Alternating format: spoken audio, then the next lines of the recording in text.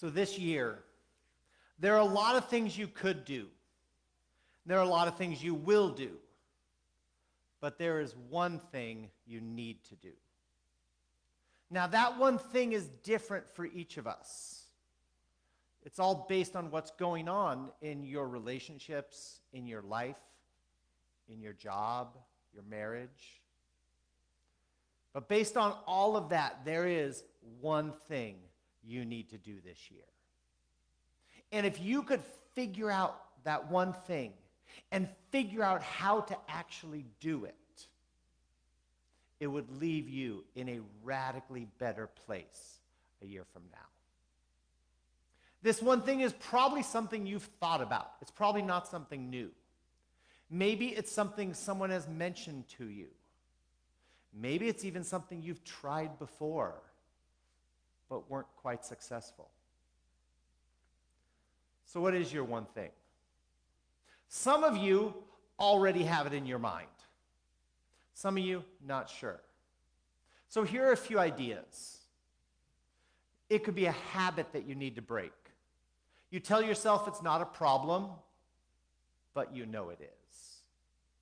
It could be a goal you want to accomplish. You keep putting it off, you keep ignoring, but you know that this one goal would change the trajectory of your year and possibly your life.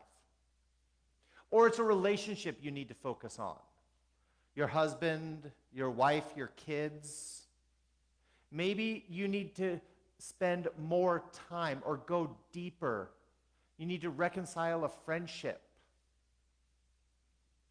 Or maybe it's a debt you need to pay off. You know you should, but it's scary because it means change. And change is always scary. So whatever it is, you have one thing. We all do. And wouldn't it be great if at the end of the year you had done it? Imagine how much better your life would be. So I first heard this 13 years ago from Pastor Andy Stanley, one of my favorites. And it had a huge impact. Oh, I'm going in and out. But it had a huge impact on me. And it was around that same time I was first diagnosed with diabetes. And this sermon helped me lose my first 20 pounds. And I've gone back to this idea over and over again. Some years I've been successful with my one thing. Some years I haven't been. But it has helped me improve across these 13, 14 years. It has helped me improve my health, my faith, and my relationships. In fact, it was so meaningful to me, as I often do, I even built a little Lego model to remind me of it. Now, this might not make any sense to you, but it will in a few minutes. So this message has become a bit of a tradition around here. This is now our 5th New Year's Sunday where I preached this message. And I love it every time. So back in 2020, I decided that I wanted to preach this every year. And I've loved hearing from some of you about your one thing. And it's not unusual about this time of year or in December, I'll have someone come up to me and say, hey, my one thing was this, and I actually did it this year. And I'm better for it.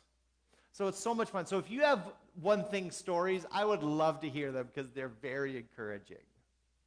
So my hope is that this message will be helpful for you. It'll be life-changing and life-giving for you, just as it has been for me. So today I want to teach you about an Old Testament story out of the book of Nehemiah. That's one of the prophet books.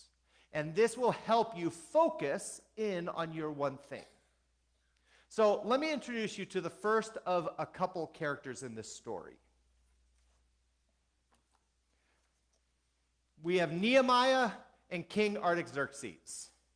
Now, I know if you're in the back, these just look like colorful blobs, but just go with me on it. So we have Nehemiah and King Artaxerxes. So Nehemiah was an Israelite slave living in Persia. He was in exile from Jerusalem. And Persia is about modern-day Iran, if you can picture where that is. Now, Artaxerxes, he was the king of Persia. This was all around about 540 BC. And Persia was the dominant world power at that time. So this guy was arguably the most powerful person in the world. Now, Nehemiah was working for Artaxerxes, and he was his cupbearer. Now, I know that kind of sounds like just a glorified waiter, but it's actually a really high-ranking, trusted position. So Nehemiah was in a trusted relationship working for King Artaxerxes. And now, Nehemiah was an Israelite, but there's something really interesting about him. He had never seen Jerusalem. And Jerusalem was the Israelite capital. Because about 100 years prior to this moment, Jerusalem was ransacked, destroyed, and its people were taken into slavery, into captivity. At that time, it was the Babylonians. At this time, it's the Persians. So here's a man who had never seen the Israelite town, city of Jerusalem. And so but Nehemiah had heard how bad things were. It was pretty rough. Things were in rubble. It was in shambles. The city was barely existing. And Israelite had heard rumors of this from traveling messengers. And he started to feel a burden for his homeland. He started to feel that holy discontent for Jerusalem. So he came over to King Artaxerxes and asked for some time off. Now, slaves don't get time off. And he was a slave, even if he was in a trusted position. But amazingly, Artaxerxes said, I'll give you the time off. In fact, not only that, I'll make you governor of the region. And whatever you need, I'll give you. Money, lumber, livestock, anything. It's all yours. And so Nehemiah went to Jerusalem. And he found the city in ruins. And here's what's most interesting about it, is that the city walls had been broken. They had been broken down. Now, we generally think of walls as a bad thing, okay? But back then, every city had walls. That was the only way to protect itself from hoarding attackers to come in. So think of the closest equivalent we had was, imagine if your house didn't have locks on the doors. Someone just came out and ripped out all the locks. That you would not sleep very safe. That's what it was like, just on a grand scale. And the city was ruined, and it had no protection. And Nehemiah was walking through this city. And now, it reminds me a lot of the Hmong who were born in the refugee camps. And it was all they know. They had never lived life in the village. All they knew were the refugee camps. And that shapes their identity as a Hmong person. That's what was happening with Nehemiah. That he had never been to his hometown, his city, Jerusalem. And that shaped his identity as an Israelite, as part of the chosen people. And those people who lived there, who still lived, they lived in a city without walls. They lived in fear. Any moment, any day, they could be ransacked.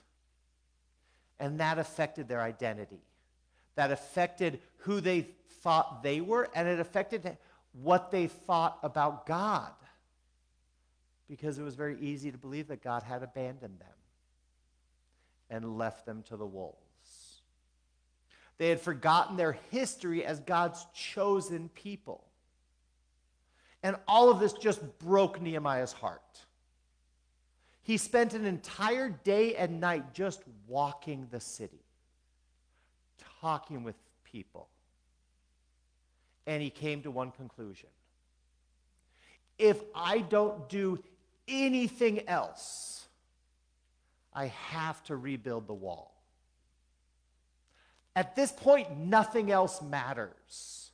I have to rebuild the wall around the city. Now, there's a lot to be done. And I can imagine Nehemiah thinking, man, there's a lot to be done here. The economy, leadership, infrastructure, it's all in shambles. There are a lot of problems here. But there is one thing I have to do, and that's build the wall around the city. So they began building. Because remember that King Artaxerxes sent Nehemiah with all kinds of materials and money. So they started building, and they were making progress. It was coming up. And that's when the problems began. So the leaders of the surrounding towns started seeing this happen. And they started grumbling to each other. Because what that means, they couldn't just go ransack Jerusalem whenever they wanted. And so they started to conspire. Because they realized, okay, well, we're not going to be able to steal anything we want from them, which they had been doing. And if they repair their city, if they rebuild the walls, they might raise up an army to come against us. So the opposition started to form. Now, the leader of the opposition was a man named Sanballat. He was determined to stop their rebuilding efforts. So first, he sent spies in to figure out what they were doing, to infiltrate the workers and discourage them. Convince them to take long lunches and quit work early and do sloppy work. Next, he sent his army from the town where he was, next door, over to attack. Nehemiah and the others fought him off. Scripture even says that they held a hammer in one hand and a sword in the other. So 2 attempts failed. The Israelites kept building the wall. And the wall got higher and stronger. It was almost done. Then Sanballat's plan wasn't working. No matter what he tried, it didn't work. So he tried a different strategy. He was going to distract Nehemiah from the job. He would approach Nehemiah and set up a meeting. Because the best way to kill any productivity is with a meeting. So that's what he did. And that's where we pick up the story in Nehemiah chapter 6. Now, when Sanballat and Tobiah and Geshem the Arab and the rest of our enemies heard that I had built the wall and that there was no breach left in it, no hole, Sanballat and Geshem sent to me, saying, "Come, let us meet together at Hekephirim in the plain of Ono." But they intended to do me harm. So Nehemiah is up on the wall working away, and Sanballat's messenger comes and says, "Hey, here's an invitation from my master. Join him in a meeting, and let's get together. Let's have lunch. Your people call my people call your people. Let's have lunch." But Nehemiah wasn't having any of that. But he knew right away. See, he knew this whole thing was a trap. You know how he knew? Well, that town, Hekephirim, was in the plain of Ono. As in, come down there? Oh, no. Have lunch with you? Oh, no. Stop my work? Oh, no. And listen to Nehemiah's response. "And I sent messengers to them saying, I am doing a great work and cannot come down. You go tell Sanballat that I am doing a great thing right now. I am doing great work. I cannot stop." So I want us to say that together. I am doing a great work and cannot come down. Okay? I am doing a great work and cannot come down. Now you understand my little Lego set. There's Nehemiah on the top of the wall with his big old beard, and there's Sanballat down there going, "Arr, arr, arr, arr, arr." Okay? And I wrote on my Legos, "I am doing a great work and cannot come down." So that phrase has been really encouraging to me over the years. Like I mentioned, that I've used it to help me focus in on certain parts of my life. And particularly over the last few years, as pastoring has been hard and running a 2-campus church has been complex, I've gotten really tired. And there are times I've gotten discouraged, enough to even bring me to tears. And Paul will hold me and say, "You are doing a great work." And I know the rest of it. I say to myself, and I cannot come down. That phrase has become a part of our lexicon now. She says it to encourage me multiple times. I say it to myself to keep going when I want to stop. I'm doing a great work, and I cannot come down. Now,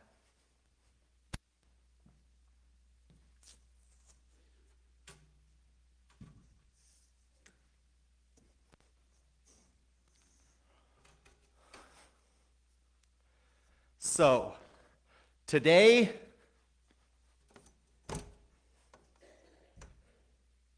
you are going to climb up on that wall. And you're going to figure out your one thing. You're going to listen to God, feel the conviction of the Holy Spirit. You figure out your one thing, you climb up on that wall, and you stay there.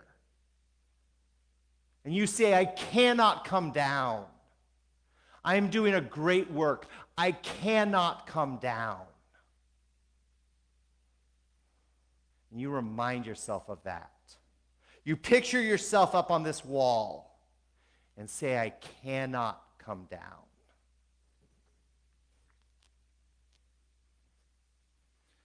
Whatever your task is, you have a challenge ahead of you. You have a year ahead of you.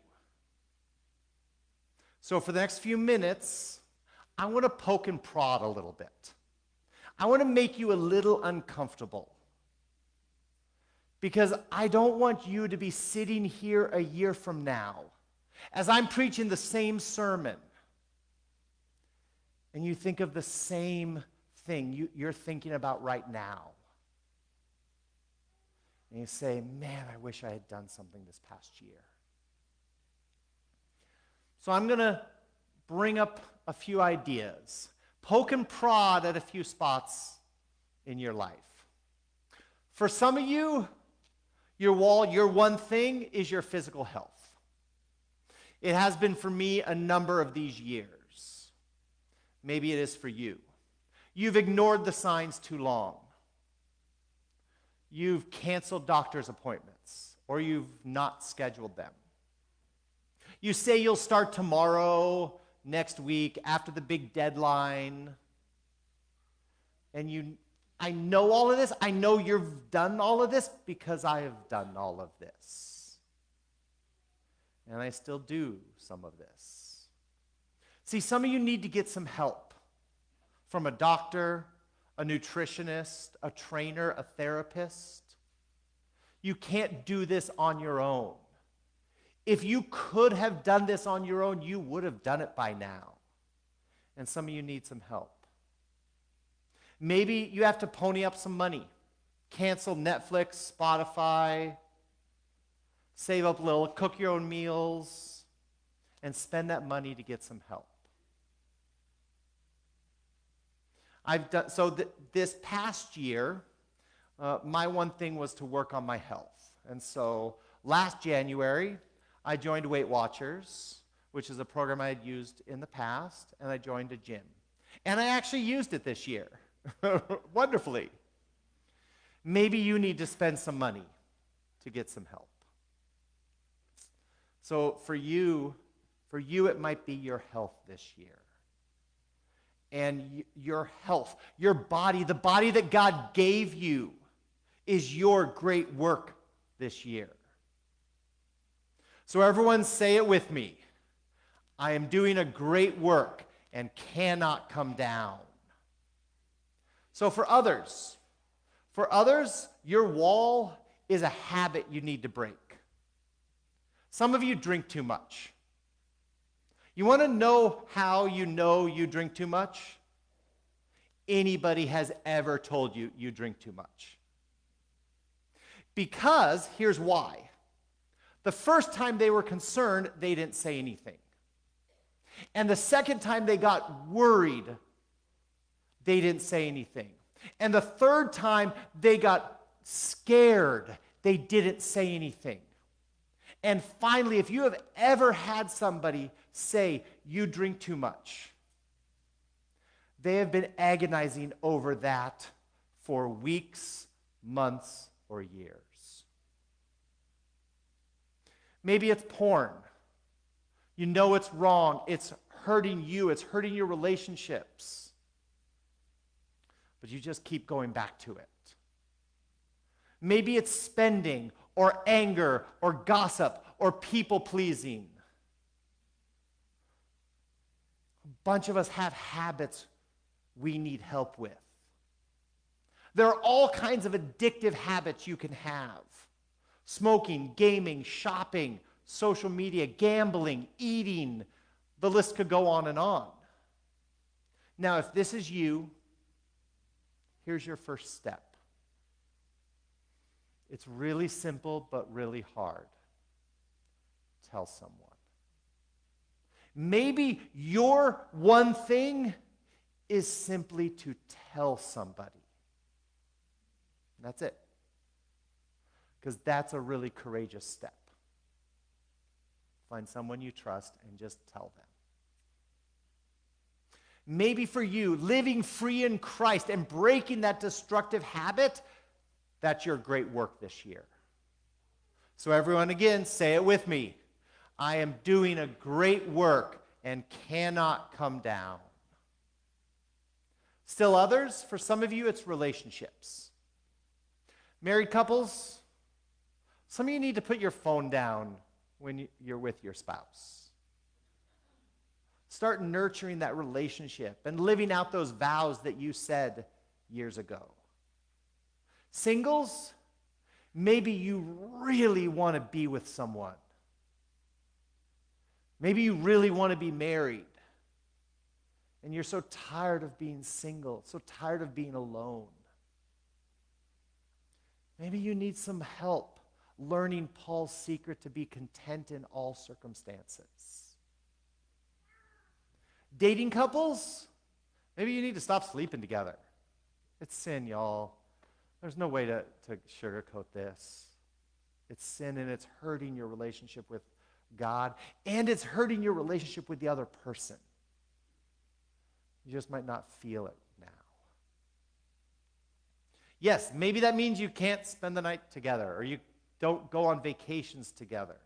You might need to move out until you get married. Dads, parents, maybe your one thing is to start nurturing a stronger relationship with your girls. Moms, do the same for your boys. Play with them. Read to them. Help them with their homework. Maybe you need to be more present as a parent. And the list could go on and on. Maybe it's your pride, your anxiety, your hypocrisy. All of those things are hurting your relationships. And it's time to deal with it. Building healthier, happier relationships. Maybe that's your great work this year. So one more time, everyone say it with me. I am doing a great work and cannot come down. For some of you, your wall is your faith. You call yourself a Christian, but you haven't really given your life to Jesus. You've taken his name, but you haven't given him your life.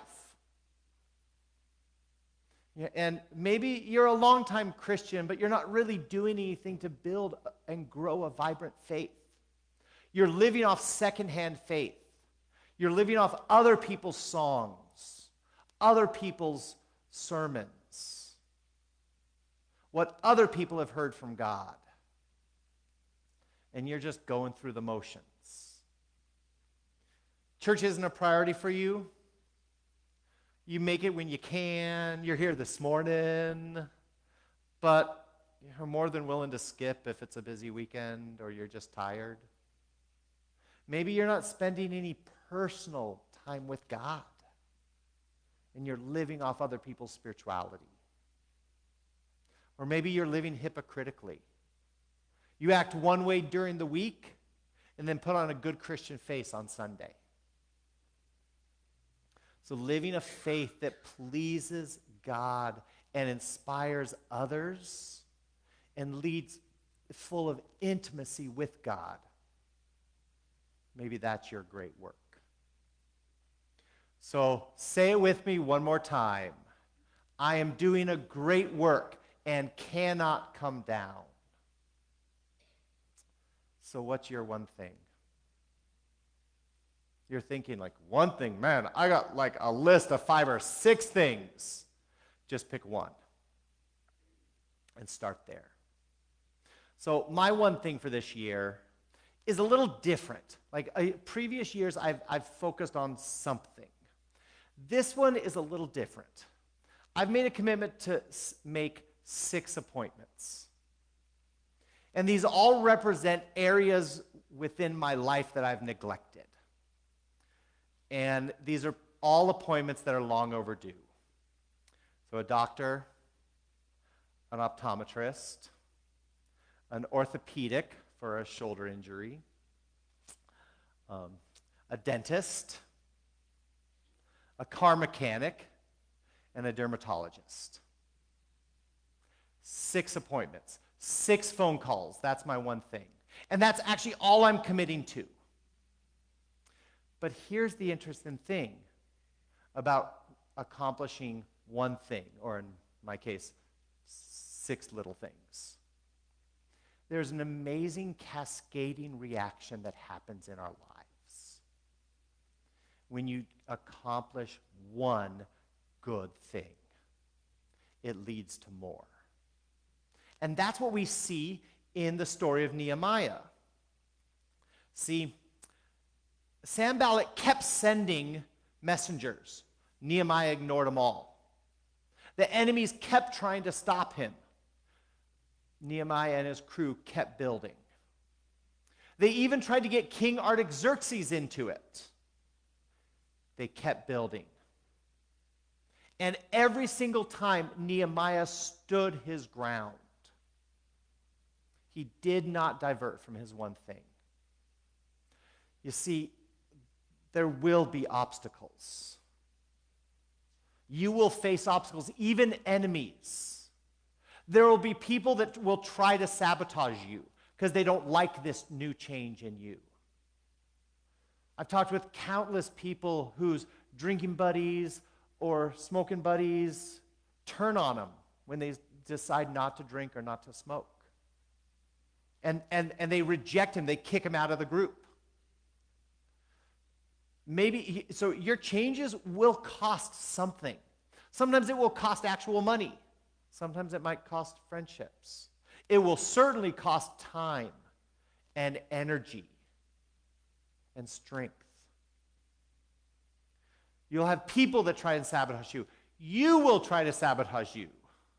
I have already sabotaged myself in just a matter of a few days. But I pick myself up and climb back up on that wall. People may criticize you, spread lies about you, but you must stand your ground and not lose focus on your one thing. See, Nehemiah and his team rebuilt the wall in 52 days. That's less than 2 months. They spent 2 months of courageous, hard work. And that one accomplishment, that one thing they did started a chain reaction to other things.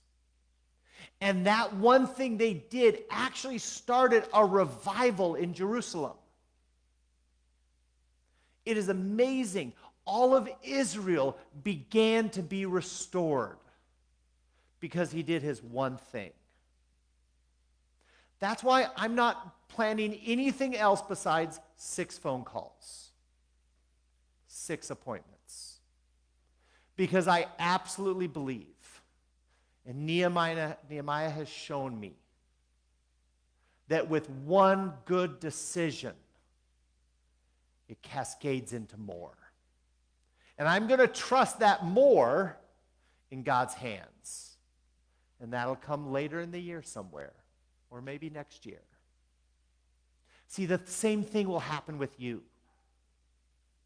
What is the one thing in your life that will catalyze a chain reaction of God doing one more thing and one more thing and one more thing? You believing in yourself so that you can take the courage to do one more thing. Where you can bring revival and restoration into your life, into your marriage, into your relationships. So much hangs in the balance of deciding one thing. So much hangs in the balance of staying on your wall. You climb up on that wall today and say, I'm doing a great work and I cannot come down. No matter how hard it is, no matter how much it costs. Because I promise you something. If you stay on this wall, you work on your one thing, your future self will thank you.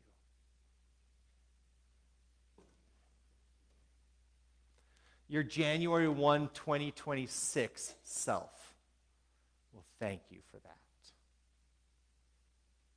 One of the pieces of advice that I read, you know, the year end, all the best of lists, one of them I read was, make decisions today that your future self will thank you for. This is one of those decisions. So 2025 is going to end in 360 days. Where do you want to be when it does?